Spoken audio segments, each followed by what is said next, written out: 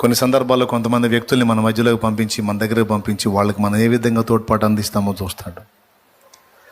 మనకే కొంచెం ఉంటుంది, ఆ కొంచెంలో ఇతరులకి చేయాల్సి వచ్చింది.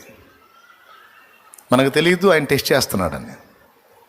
అప్పుడు మన బుద్ధి ఎలా పనిచేసిద్ది పరిశీలిస్తాడు. ఒకవేళ అక్కడ మనం ప్రేమ విషయంలో నమ్మకస్తులమై ఉంటే, మనం ఇచ్చిన దానికి ప్రతిగా ఇక పట్టజాలంతా ఆయన ఇస్తాడు. ఈ పరీక్షలు ఒకటి కాదు, నానా విధాలుగా ఉంటాయి. అయితే ఏ పరీక్ష దేవుడు చేసినా మనల్ని పాడు చేయడానికి ఏ పరీక్ష రానివ్వడు. కానీ మనల్ని పై తరగతికి చేర్చడానికే మనకు వచ్చే పరీక్షలన్నీ. ఒకటైతే కన్ఫర్మ్ చేశాను, పరీక్షించడం అయితే పక్కా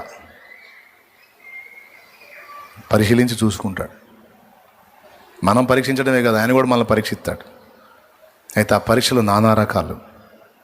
గుర్తుపెట్టుకొని అలాంటి పరిస్థితులను ఎదుర్కొంటున్నప్పుడు, ఎదుగు నేను పరీక్షింపబడుతున్నాను, దేవుడు నన్ను అబ్జర్వ్ చేస్తున్నాడు, ఈ సందర్భంలో నేను జాగ్రత్తగా స్పందించాలి అనే మెళకువ తెచ్చుకుంటే ధన్యుడివి, ధన్యురాలివి.